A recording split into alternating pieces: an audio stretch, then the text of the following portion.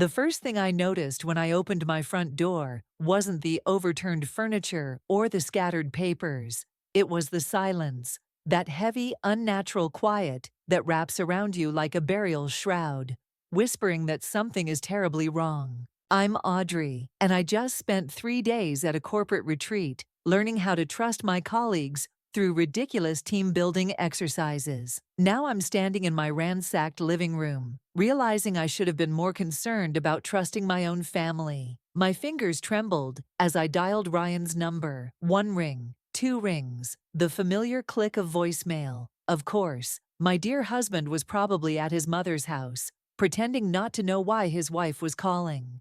Ryan, someone broke into the house. The safe is open. Call me back immediately. I walked through the debris of my violated home, cataloging the damage. Photo frames face down, drawers pulled out and emptied, couch cushions slashed open. But they hadn't been looking for money or jewelry. No, this was personal. They went straight for what mattered most. My grandmother's letters, the only pieces I had left of her. My phone buzzed. Not Ryan. Evan from work. "How was the drive back?" he asked. "Someone broke into my house." My voice cracked. "The safe, they knew the combination, Evan." "Jesus, are you okay? Do you need me to come over?" "No, I know exactly who did this." I kicked aside a torn magazine. "Helen's fingerprints are all over this mess. She's been trying to get those letters for months." "Your mother-in-law, why would she?" "Because she can't stand that Ryan married someone who won't bow to her every whim." I reached the kitchen, where even the cabinets had been emptied. "She thinks those letters prove my grandmother's family wronged hers decades ago. Some ancient real estate dispute she won't let die." "Call the police," Evan said. "And tell them what?"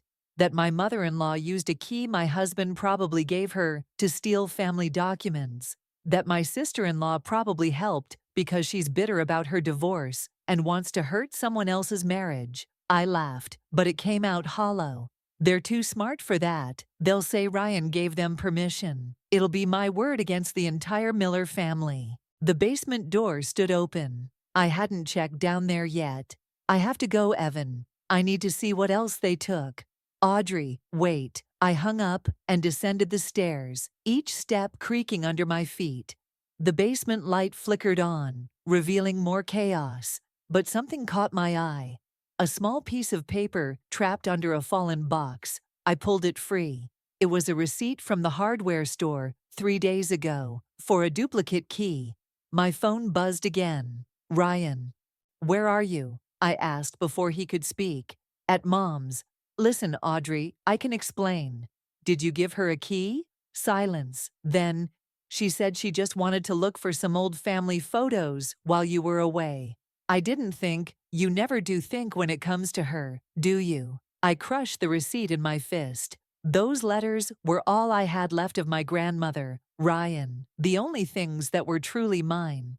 "We can talk about this when I get home." "No."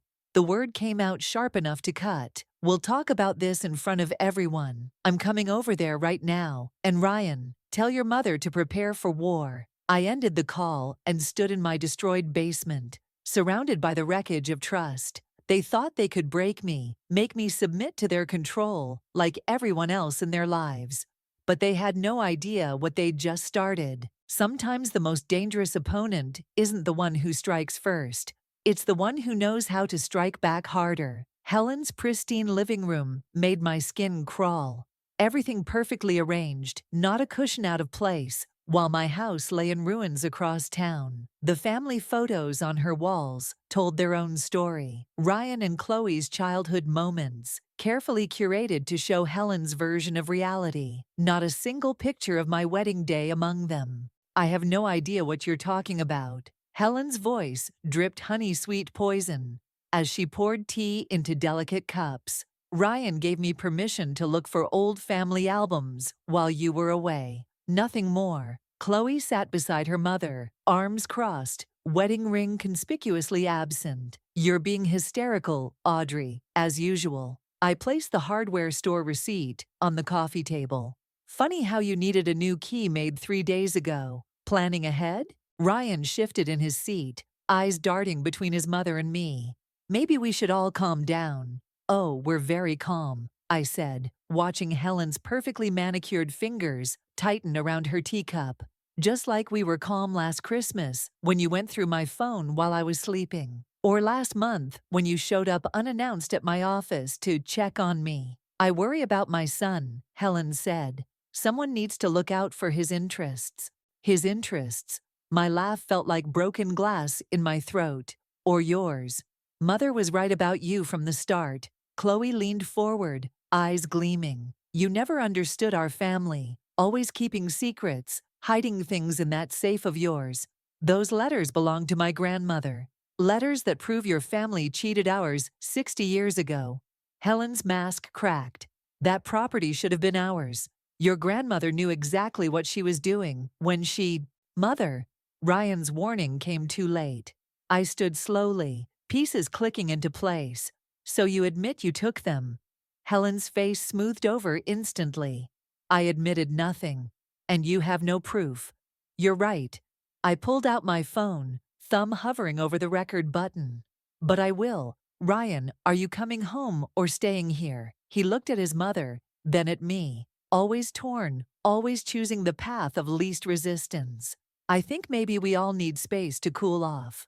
Wrong answer. I headed for the door, pausing to look back at Helen. You know what's funny? Those letters you stole? They're not even the originals. Just copies I kept as decoys.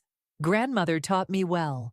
Always keep what matters most, where manipulative people can't reach it. Helen's teacup clattered against its saucer. You're lying. Am I? Guess you'll have to wonder about that, along with what else I might have hidden away. I met Ryan's eyes. Don't bother coming home tonight, or maybe ever. Audrey, wait. He started to rise, but Chloe grabbed his arm. Let her go, she said. She's just trying to manipulate you, like always. I closed the door on Helen's perfectly ordered world and walked to my car. My hands shook as I gripped the steering wheel, but not from fear. The originals were safe, just as I'd said, locked away in a safety deposit box since the day I married Ryan, and saw the hunger in Helen's eyes when grandmother's letters were mentioned at the wedding. My phone buzzed. Evan again. How bad was it? He asked.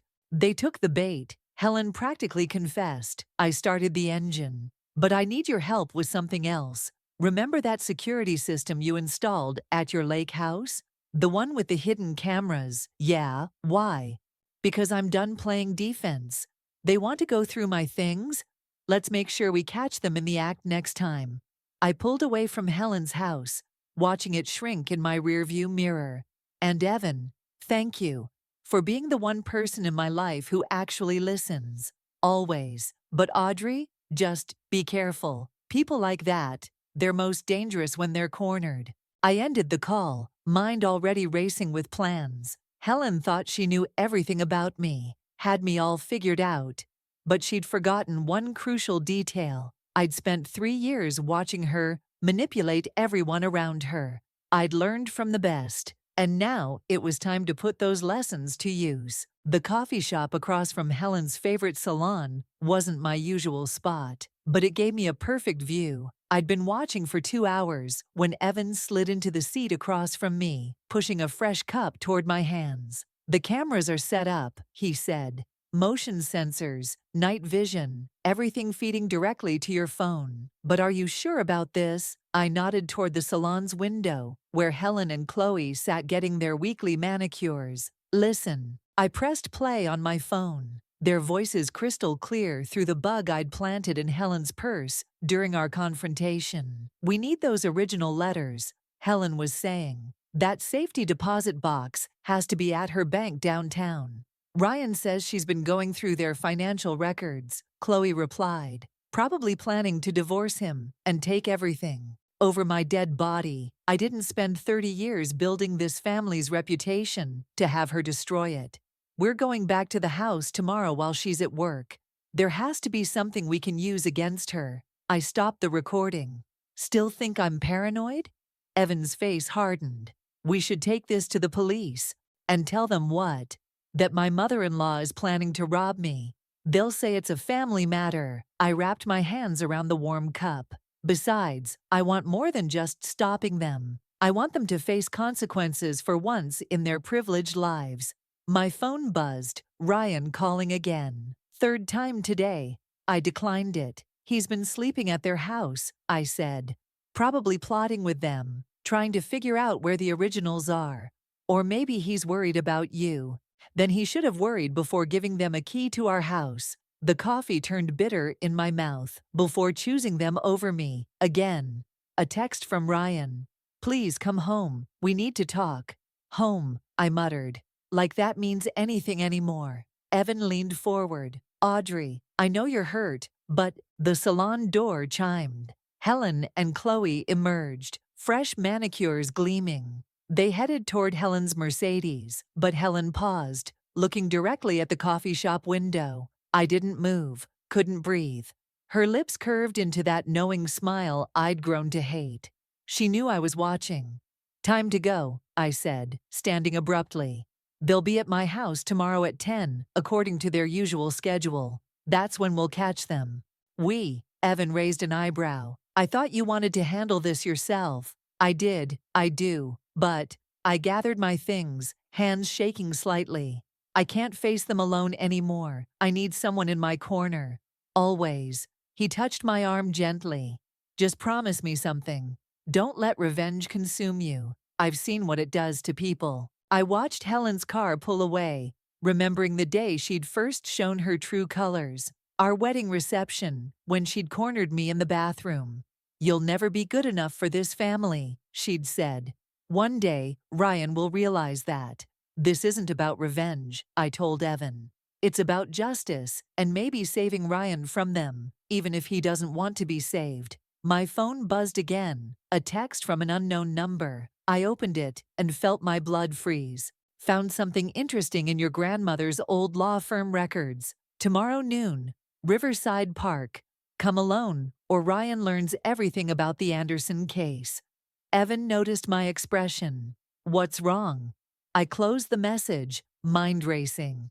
The Anderson case, my grandmother's biggest regret, the secret she'd taken to her grave. The real reason Helen hated our family. Nothing, I lied, forcing a smile. Just work stuff. I should go prepare for tomorrow. But as I walked to my car, Helen's words from 3 years ago echoed in my head. One day Ryan will realize that. Maybe she was right. Maybe tomorrow he would. And maybe it was time he did. Riverside Park looked different at noon. Colder somehow. I sat on a bench, clutching a manila envelope. Ammunition for whatever game Helen was playing. The Anderson case, files my grandmother had sealed away decades ago. Now a weapon in my hands. A shadow fell across my lap. Not Helen. Ryan? My voice cracked. What are you? Mother told me everything. He sat beside me, leaving careful space between us. About the Anderson case. About what your grandmother did to our family. The envelope felt heavier. Did she tell you how your grandfather tried to blackmail mine? How he threatened to destroy their law firm unless they gave him that property? That's not... He stopped, rubbing his face. She said you'd try to twist things. Like she twisted you. I turned to face him. When did you give her the safe combination, Ryan? His silence was answer enough. The day after our wedding, I continued. When she convinced you I was hiding something. That's why you've been checking our bank statements, right? Looking for evidence I'm stealing from you? I was protecting our family. Our family. The laugh that escaped me didn't sound like my voice. There is no our family. There's only ever been yours. My phone buzzed. Evan texting about the cameras he'd installed. Everything was ready for tomorrow's trap. But suddenly, it all felt hollow. She's using you, I said softly. She always has. And you let her because it's easier than standing up to her. You don't understand. I understand perfectly. I stood, dropping the envelope in his lap. Here, the precious Anderson case files. Proof that your grandfather was the one who committed fraud, not mine. Proof that your mother's been lying all these years. He stared at the envelope. How did you get them? From my grandmother's old partner. Turns out he's been waiting years for someone to finally expose the truth. I stepped back. But you know what? Keep them. Burn them. Give them to Helen. I don't care anymore. Audrey, wait.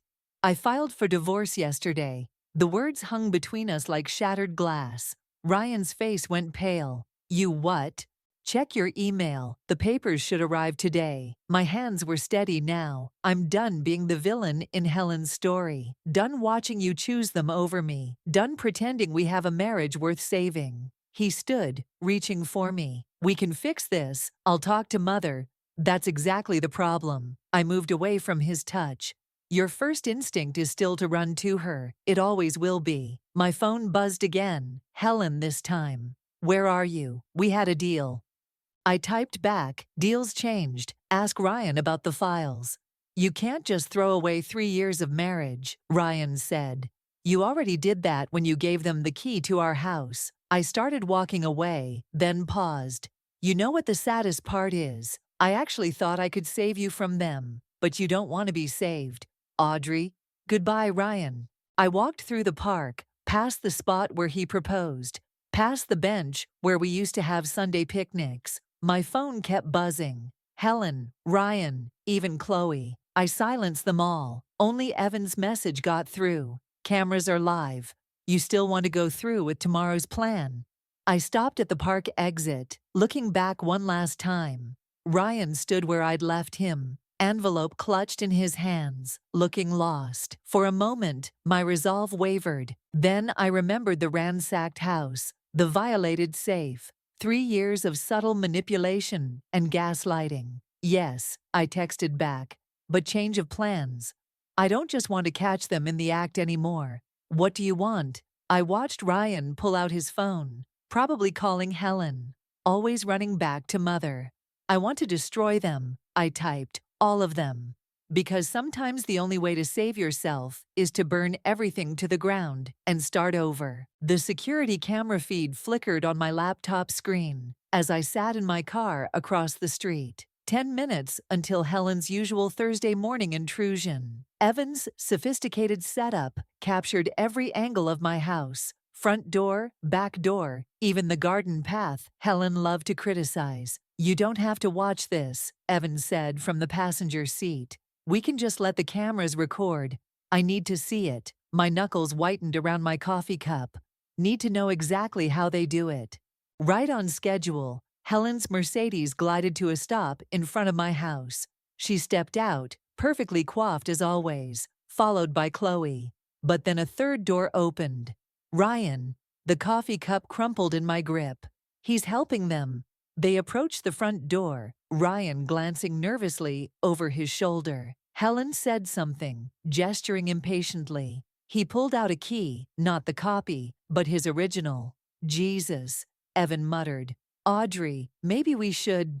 Wait, I grabbed his arm as a fourth figure emerged from Helen's car. Who is that? The man in the expensive suit walked with authority, carrying a briefcase. He looked familiar somehow. That's James Morton, Evan said. Helen's lawyer. I've seen him at charity events. The group disappeared inside my house. I switched between camera views, watching them move through rooms with disturbing familiarity. Helen directed them like a general commanding troops. The study, she was saying, voice clear through the hidden microphones. Those Anderson files have to be here somewhere. Mother, she said she gave them to me, Ryan protested weakly. Copies, obviously. You think your wife would give up her only leverage? Search everything. I watched them tear through my home again, but this time was different.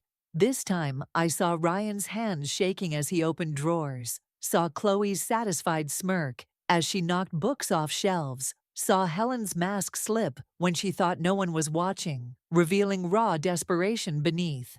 The safe, Morton said suddenly. Did you check behind it? My breath caught.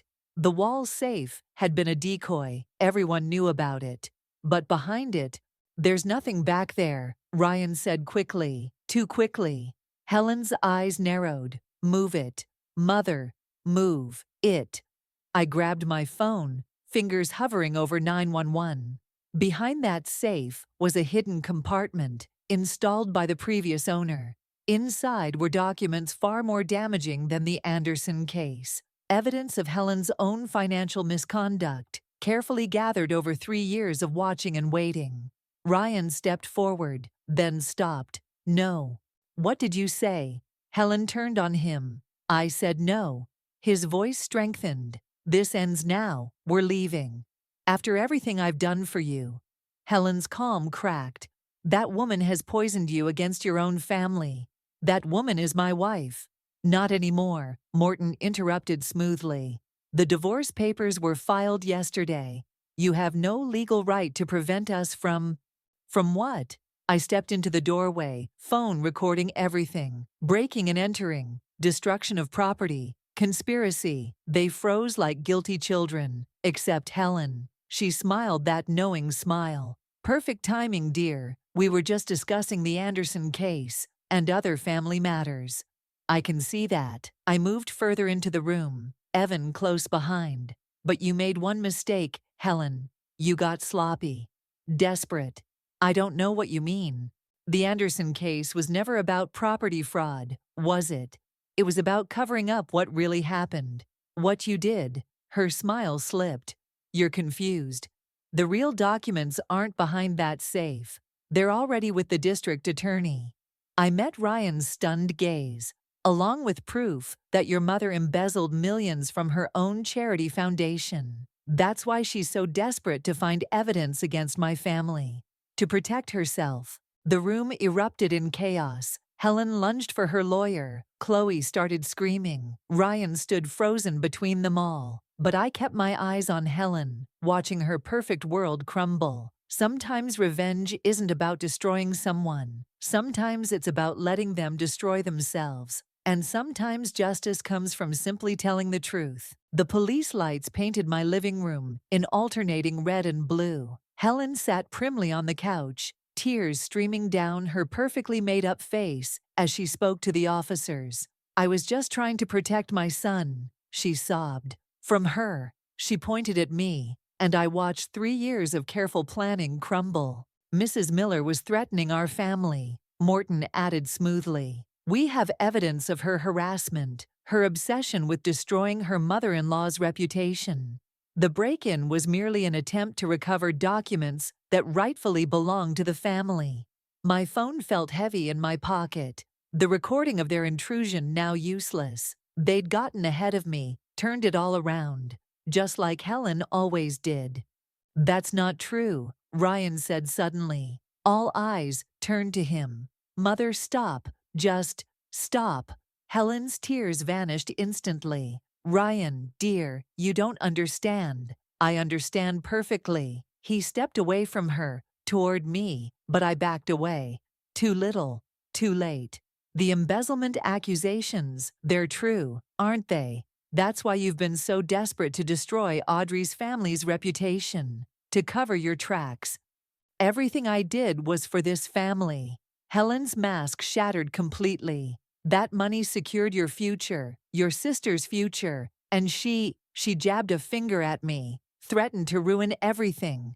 The officers exchanged glances. One spoke into his radio. Mrs. Helen Miller, we're going to need you to come down to the station. This is absurd. I'm the victim here. She turned to her lawyer. Morton, do something. But Morton was already edging toward the door. I think our professional relationship has concluded, Helen, given the circumstances. Everything happened quickly after that. Helen screaming as they led her away. Chloe following, wailing about family loyalty. Morton slipping out during the chaos. The evidence I'd gathered being collected, documented, tagged. Ryan stayed. Audrey, he started. Don't. I wrapped my arms around myself, suddenly cold. Just don't.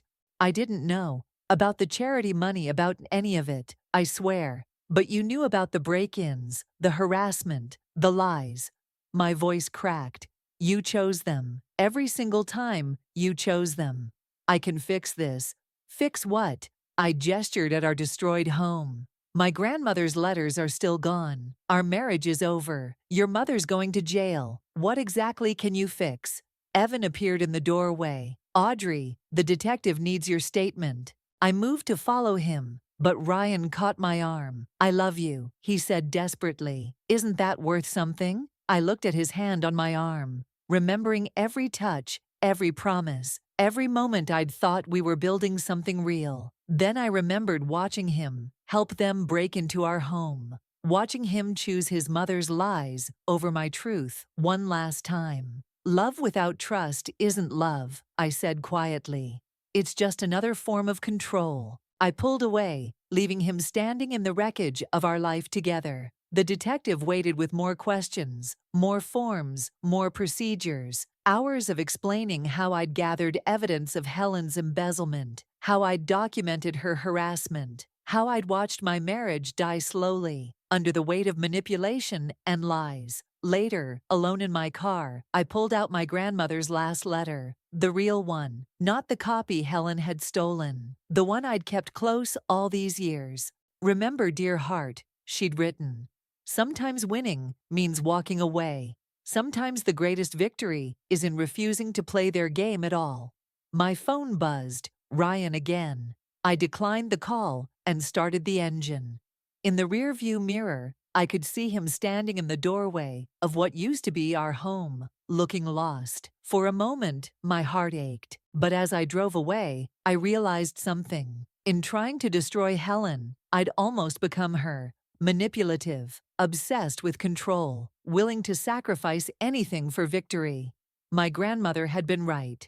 The real win wasn't in bringing Helen down. It was in finally setting myself free. The courthouse hallway stretched endless and cold. I sat on a hard wooden bench, watching Helen's society friends whisper among themselves as they waited for her arraignment. 3 weeks since the break-in, and still they couldn't quite believe their charitable board president was facing embezzlement charges. Ryan appeared at the end of the hall, dark circles under his eyes. Chloe clung to his arm, shooting daggers at me with her eyes. I focused on my phone, pretending to read emails. "Audrey," his voice was closer than I expected. "Can we talk?" "The divorce papers are with your lawyer," I said without looking up. "Just sign them." "That's not," he sat beside me, too close. "Mother wants to make a deal." Now I looked at him. "A deal?" "She'll return your grandmother's letters, all of them, if you drop the charges." A laugh bubbled up, bitter as coffee grounds.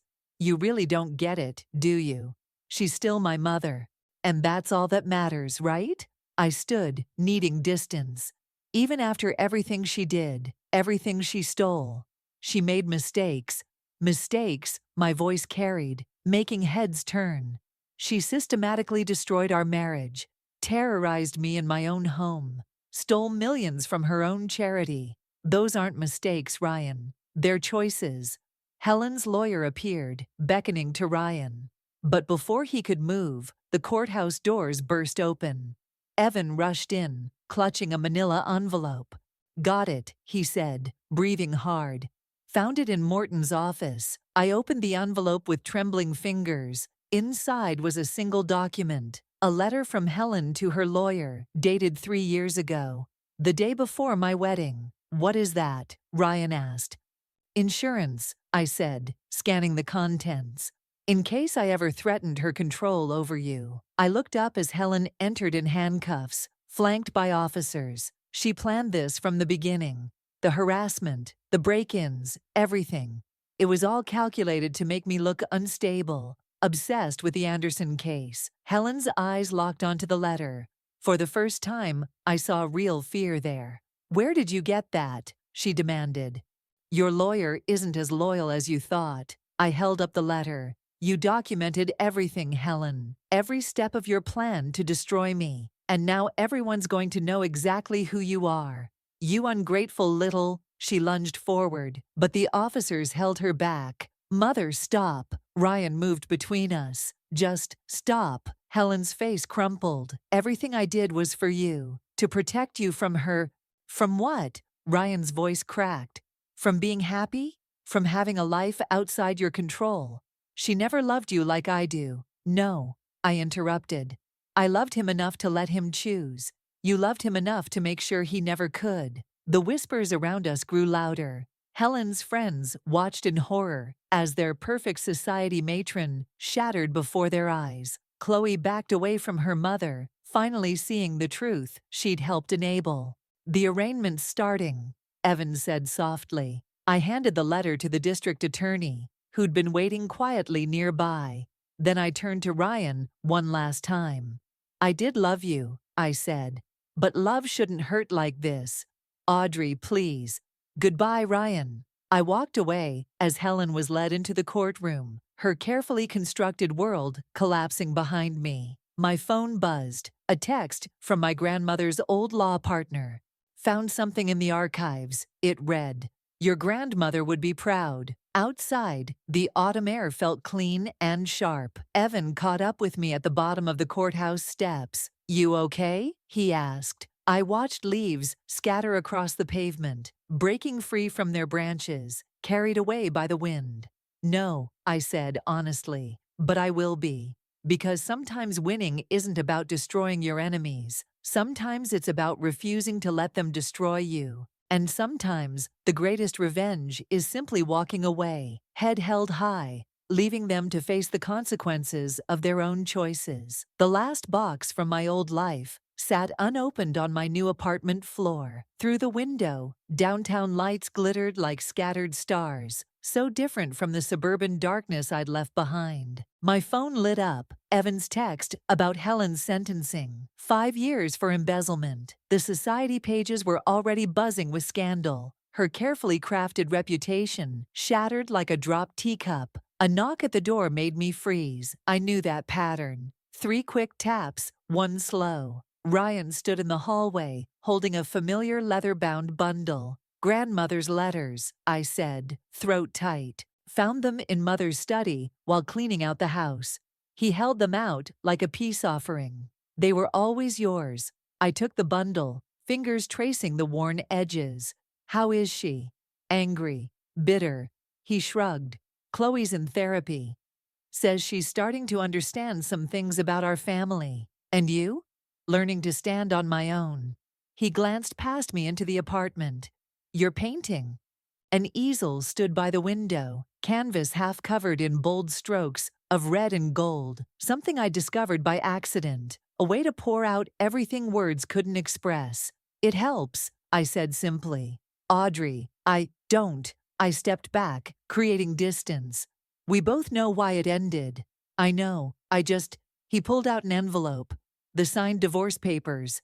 And something else you should see." Inside was a newspaper clipping from 30 years ago. A small article about a young Helen Miller, before she married into money, desperately trying to prove herself worthy of high society. "She was always afraid," Ryan said quietly, "of losing control, of being exposed as not good enough. I'm not excusing what she did, but I understand it now. Understanding doesn't make it right. No, but it helps me not become her." A siren wailed somewhere in the city below. In my old life, I would have flinched at the noise. Now it felt like a reminder. Life goes on, changes, transforms. "I never wanted revenge," I said, surprising myself with the truth of it. "I just wanted to be free." "I know, that's why you won." He turned to leave, then paused. "The painting, it's beautiful." After he left, I opened the bundle of letters. My grandmother's words flowed across the pages, telling stories of strength, of standing up to bullies, of choosing integrity over revenge. But one passage caught my eye, written just before she died. "Remember, dear heart, some people will try to dim your light because they fear their own darkness. Your power lies not in fighting them, but in continuing to shine." I picked up my brush, adding touches of blue to the canvas. Not everything needed resolution. Not every story needed a neat ending. Sometimes victory wasn't in destroying your enemies or even forgiving them. Sometimes it was in discovering who you really were without them. My phone buzzed again. Evan inviting me to dinner. Not a date, not yet, but maybe someday. For now, friendship was enough. For now, I had my freedom, my truth, my art. The city lights flickered, casting shadows that danced across my canvas. In my old life, I would have seen threats in those shadows. Now I saw possibilities, patterns, stories waiting to be told. I picked up another brush. The night was young. The canvas was waiting. And for the first time in years, I felt truly, completely free. Not because I'd won, not because Helen lost, but because I'd finally learned the difference between revenge and liberation. And in that difference, I found myself.